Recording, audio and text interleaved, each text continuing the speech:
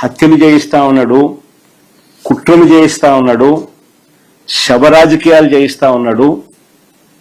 ఎవరి గొడ్డలి పార్టీ ఎవరి ఉన్నాడు, శవ రాజకీయాలు చేయిస్తా ఉన్నాడు. ఎవరి గొడ్డలి పార్టీ ఎవరి గొడ్డలి పట్టుకుని ఇవన్నీ చేయిస్తా ఉన్నాడు అనే దానికి నిదర్శనాలు ఇవన్నీ. ఈరోజు రాష్ట్రంలో జరుగుతూ ఉన్నది జంగల్ రాజ్, హత్యా రాజకీయాలు.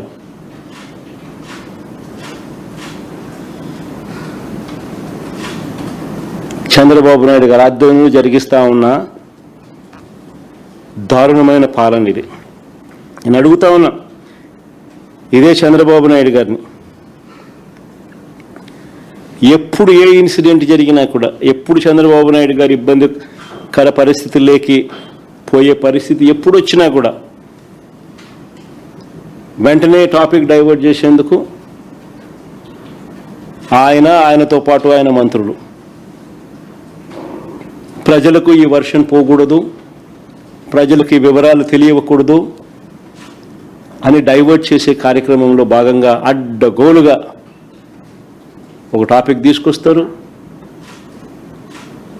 ఒక అబద్ధాన్ని తీసుకొస్తారు, ఒక అబద్ధానికి రెక్కలు కడతారు, సృష్టిస్తారు, దాని మీద ఇష్టం వచ్చినట్టుగా మాట్లాడతారు.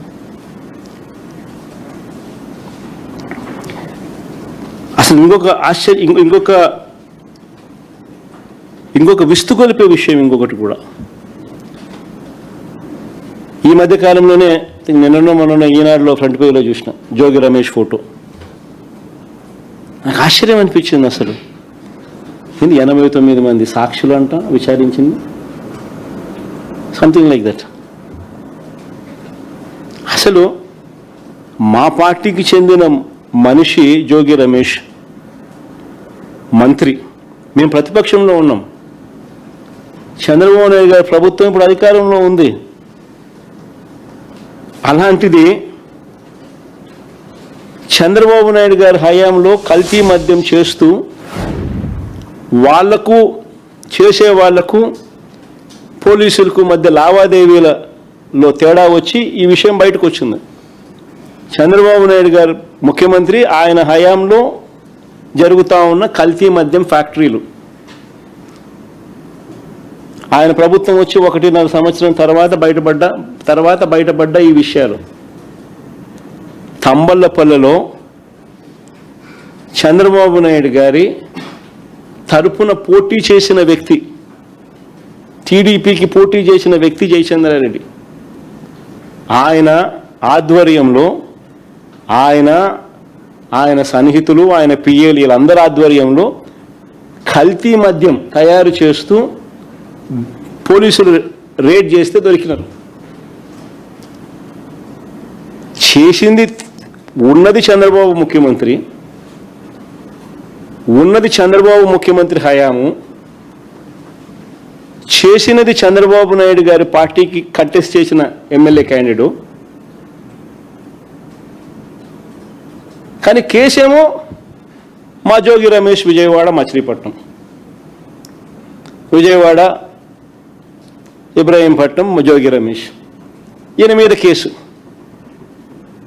నిజంగా మనుషుల్లో మానవత్వం అనేది ఎక్కడైనా ఉండాలా? ఒక అబద్ధానికి రెక్కలు కడుతున్నారు, ఇష్టం వచ్చినట్టుగా ఇరికిచ్చే కార్యక్రమాలు చేస్తూ ఉన్నారు. 83 రోజులు జోగి రమేష్ను బీసీ నాయకుడని కూడా చూడకుండా జైల్లో పెట్టినారు ఈ తప్పుడు కేసులో. 83 రోజుల తర్వాత ఆయన బయటకు వస్తే, బెయిల్ మీద బయటకు వస్తే, ఇంటి మీద యాసిడ్ బాటిల్స్తో దాడి చేయించినారు. యాసిడ్ బాటిల్స్తో.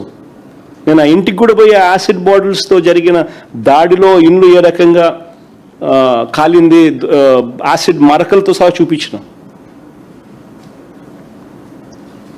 యాసిడ్ బాటిల్స్తో దాడి చేసిన తెలుగుదేశం వాళ్ళను స్టేషన్ బెయిల్ ఇచ్చి పంపించినారు. పోలీసుల సమక్షంలో జరిగింది ఇది. మళ్ళీ ఈరోజు ఛార్జ్షీట్ ఫైల్ చేసినారని విన్నా. 89 మంది సాక్షులట జోగి రమేష్ పేరు చెప్పింది. నిజంగా ఎంత దారుణంగా బిల్డప్ చేస్తూ ఉన్నారు కేసులు అని చెప్పడానికి ఇంతకన్నా నిదర్శనాలు ఉండవు. కుట్రలు, కుతంత్రాలు, హత్యా రాజకీయాలు, ఇరికిచ్చడాలు, ప్రలోభాలు పెట్టడాలు, బెదిరించడాలు ఇవన్నీ జరుగుతూ ఉన్నాయి.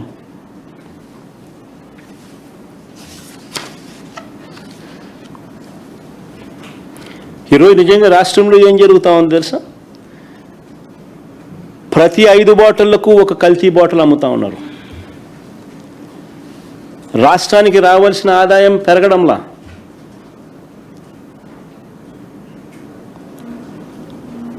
తయారు చేసేది చంద్రబాబు హయాంలోనే, ఆయనే ముఖ్యమంత్రి, అమ్మేది చంద్రబాబు నాయుడు గారి మాఫియా ముఠా బెల్ట్ షాపులు.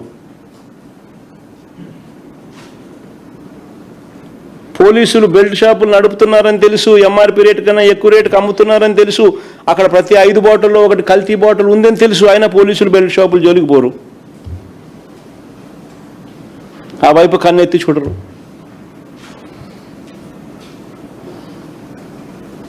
జరుగుతూ ఉన్నది ఇది.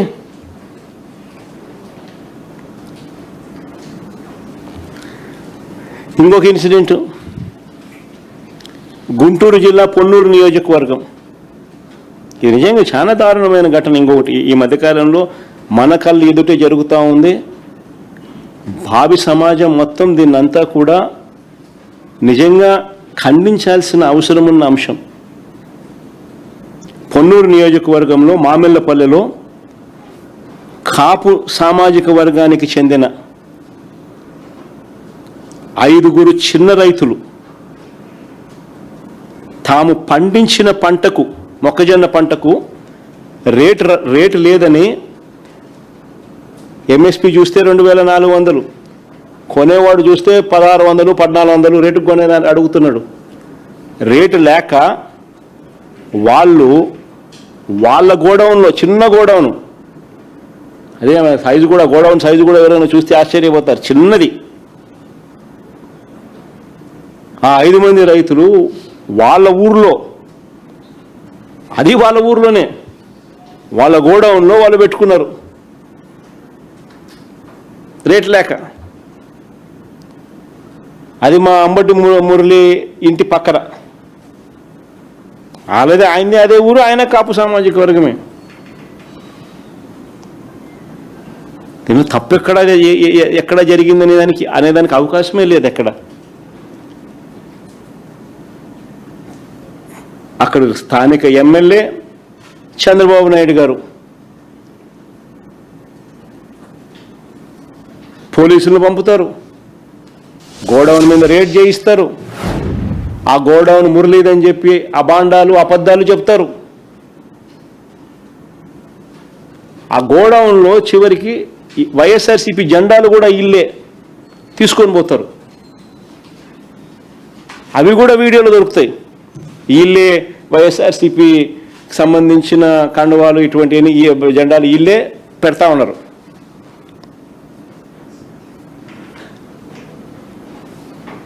మొక్కజొన్న నిల్వ చేశారంటూ గోడౌన్ సీజ్ చేసినారు. నాకు ఆశ్చర్యం అనిపిస్తుంది. సీజ్ చేయడం ఏంది స్వామి? రేటు లేక పెట్టుకున్నారాడా? నువ్వు రేటు ఇచ్చి తీసుకుంటావేమో, బంగారంగా తీసుకోరాదు, వాళ్ళు అదే అడుగుతా అన్నారు. వాళ్ళు దాన్ని ఎందుకు కొనుక్కుంటారు? కొనుక్కొని ఏం చేసుకుంటారు? వాళ్ళు నిల్వ చేసి ఏం చేసుకుంటారు దాన్ని? నువ్వు 1400 ఇస్తున్నావు కాబట్టి 2400 రావడం లేదు కాబట్టి వాళ్ళు గోడౌన్లో పెట్టుకున్నారు. అది వాళ్ళ గోడౌన్లో, వాళ్ళ ఊర్లో, చిన్న గోడౌన్లో ఆ రైతులు ఎంతకు వాళ్ళు ఏం తప్పు చేసినారు? గోడౌన్ సీజ్ చేసేసినారు. ఆ రైతులకు ఈరోజు పంట లేదు, గోడౌన్ సీజ్ చేసినారు. వైఎస్ఆర్సీపీ నాయకులు పోతున్నారు, గోడౌన్ చూస్తున్నారు. వెళ్తే ఆడోళ్ళు, అక్కడ కాపు సామాజిక వర్గానికి సంబంధించిన ఆడోళ్ళు, ఆ రైతన్నలు వచ్చి విషయాలను చెప్తా ఉంటే వాళ్ళను పోలీసులు ఏకంగా తాడుతో కట్టేస్తున్నారు. అసలు సోషల్ మీడియాలో చూస్తే జంగల్ రాజు కాకపోతే ఏంది స్వామి ఇది?